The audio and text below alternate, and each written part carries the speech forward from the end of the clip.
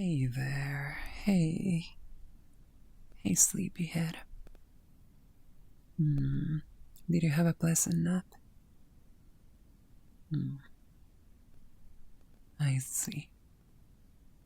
By the looks of it, it was quite nice. I don't mean to point it out, but you look like a cute little puffer fish. With your eyes all swollen, your face all numb and puffed out. No. I know how much it bothers you when I point this kind of things out, but I think you look so cute. You're such an adorable and sweet thing. Mm.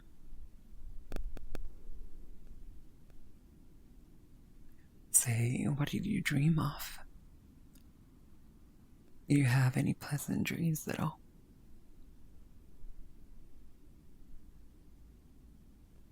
Hmm. I had my fair share of dreams.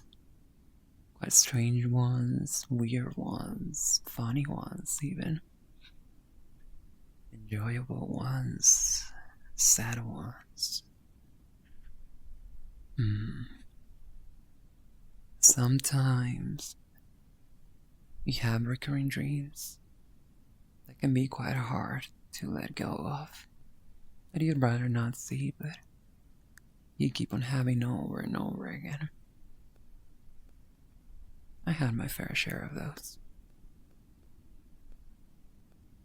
I remember, one of them. In it, I was in a big mansion, and I think I was lost, confused, and scared. The mansion was very dark and gloomy, and it looked very cold.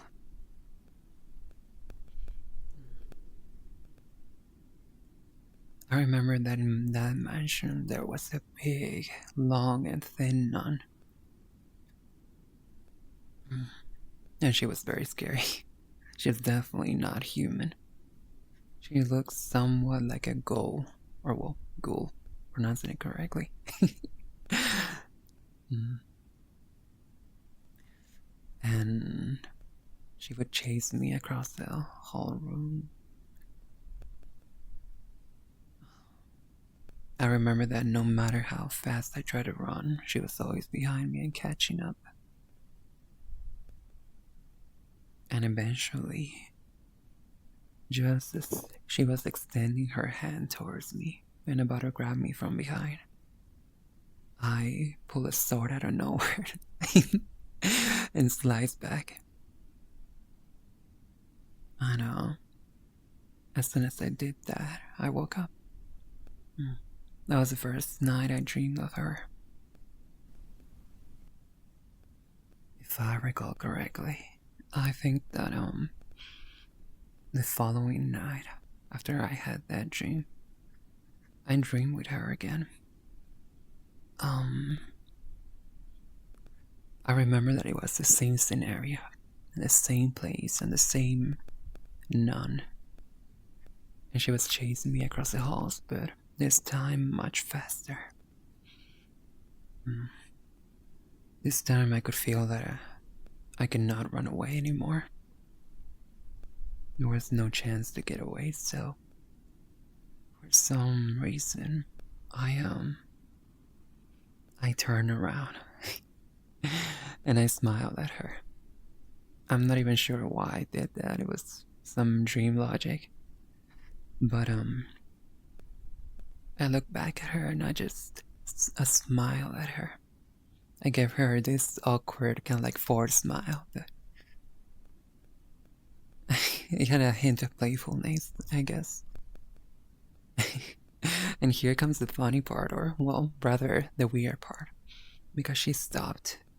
She looked at me, and her blank expression turned into a look of acknowledgement. She kind of like raised her eyebrow and gave me a knowing look, as if saying, "You're a rascal, but I'm gonna let you get away with it for today. Quite a silly dream, but I don't know. Ever since then, I never saw her again. Kind of silly how dreams work.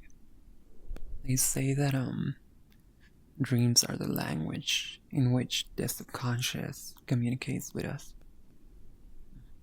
That every dream has a meaning, but it can be quite hard finding the meaning when you're dreaming about I don't know, obamnium, some stuff like that. Sorry.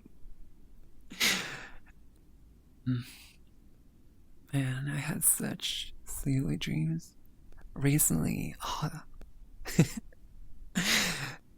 I don't know why. I don't really keep up with football that much, and I'm not that passionate about it. But recently I dreamed with the World Cup, like the football World Cup, and I was reliving the moments. And I remember feeling super excited. I was back there to the first time I saw it live, and I was celebrating. I remember seeing Messi in my dreams and being like, Messi! I don't know why I dreamed with that. But I woke up and I remember my dream and I was like, oh, yes, we won the World Cup.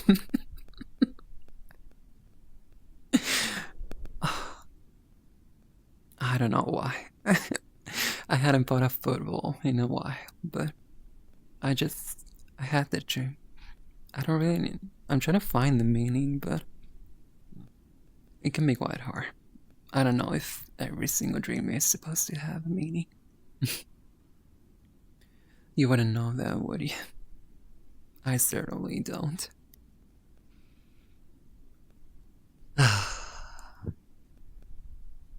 Dreams are quite strange.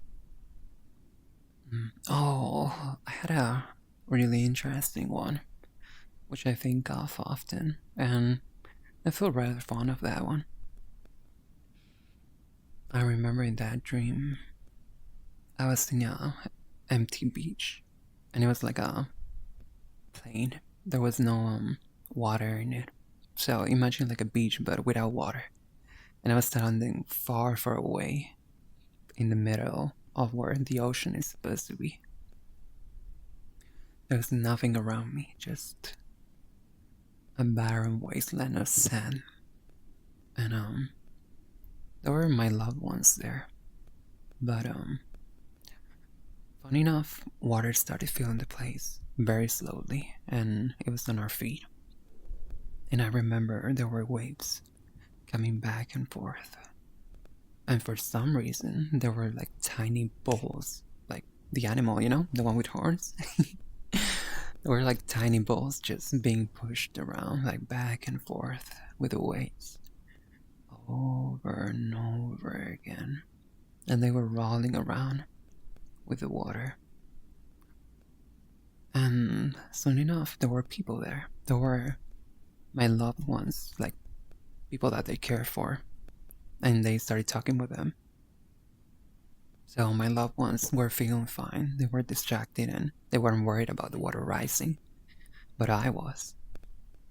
I was very scared because I kept seeing the water rising and I had nothing to cling on to or hold on to float. And eventually the water raised so much that I was floating and I was panicking. I could feel myself panicking and close to drowning, I guess, or something, or sinking. But here comes the interesting part. When that happened, when I was getting quite anxious, I started hearing my favorite song at the time. It started playing across the whole world, well, the world of the dream, and that gave me such a huge amount of peace and comfort in that dream. And I began to sing it loudly. And as I did that, I no longer felt afraid, but rather I wasn't struggling to stay afloat anymore. I was just floating and being carried back and forth by the waves as I sang this song. Hmm, what a strange thing. But I think of that dream every now and then, and I think of it fondly. I think it was a really good one. Hmm.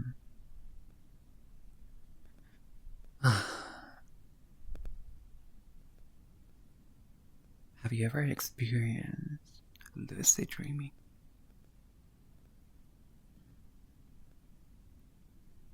I'm not sure if you know the concept very well, but it involves becoming aware of being in a dream while you're sleeping and using that knowledge to take control of some elements of the dream. Hmm. It's quite a tricky thing. I don't think I fully lucid dream, but I had my instances where I felt like I could control my dream. For example, there was this one dream a long time ago where there was a town, like a very old rural town, and it was filled with elderly people. And werewolves were coming to attack him for some reason. I'm not sure why. But I started like picking up the elderly people on my shoulders, and I would like run back and forth from a safe area to the town, picking up old people and bringing them out, trying to save everybody from the werewolves. And at some point, the werewolves were about to get an old couple, and I was not gonna reach them in time. I was not fast enough. So I extended my hands, and for some reason, lightning came out of them. Oh god, I'm so corny. But yeah, lightning came out of my hands, and that's I hit the werewolves, I guess. I don't remember what happened, but after I shot lightning from my hands, I remember realizing like, whoa, I can use this to like protect them. And after that, I woke up. After that weird element, it just interrupted my dream, and I woke up. That's what they say about lucid dreaming. That once you become aware of it being a dream, it can be quite hard because the more you interact with the dream, the more you modify it and change it, the more unstable it becomes. Mm. At least that's what I heard. I'm not entirely sure. Mm.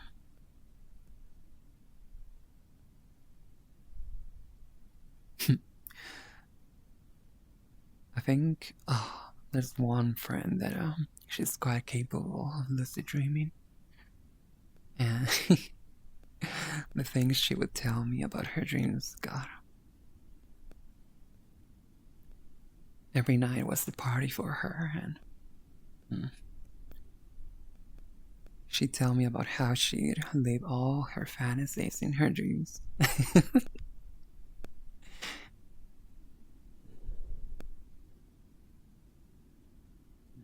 Quite a curious one, that one. Mm.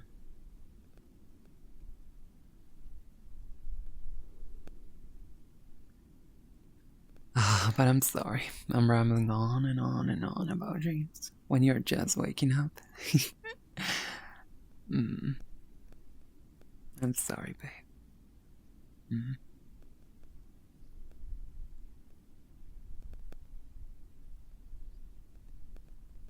I guess I'm just passionate about the topic itself. It's quite enjoyable to talk about it. I hope you don't mind me rambling. Mm. Oh well.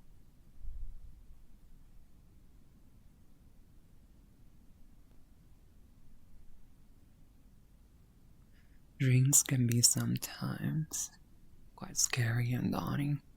They can be frightening, and it's especially bad when they are recurring nightmares. I'm aware of them, and I know what it's like to go through them. They say you don't feel pain in your dreams, but that's not real at all. I definitely remember feeling pain. Mm. But you know what? I think what's important to remember that at the end of the day, they're just dreams. I know, right? Shocking. But yeah, dreams, they don't define us. They don't say much about you, if you get my point. You're not your dreams. They're just passing, fleeting thoughts. And there is no reason to feel guilty or bad or beat yourself up over them. You don't get to choose what you dream of. It just sort of happens. They don't make you a bad person, and they don't make you any less of who you are. So don't beat yourself up over them. At the end of the day, they are sort of fleeting. Our mind is like a rock in the middle of the river, and the water is sort of like our dreams, our thoughts, and our emotions. We cannot control them, and they flow around us, but they don't go through us. They just flow. They are passing. You get my point? I don't know, maybe I'm not making much sense. I'm no guru or a wise person. Not you. I just don't want you to feel bad. I want my cute little dork to feel happy. My little puffer fish.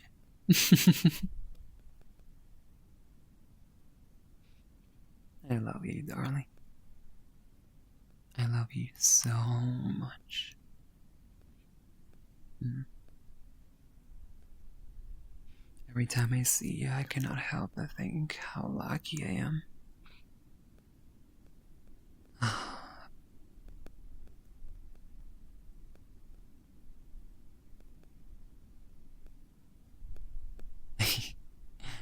And I want you to know that the only thing I dream of is to spend my whole future with you. When I wake up from a nightmare and I feel awful, it is by looking at you that I remember how happy I am and how reality feels like a dream when I'm with you. So I hope you never forget that. And next time when you have a nightmare, I'll hold you tight and close to me. And I'll comfort you until you feel better. So rest assured, my love. Things will be alright.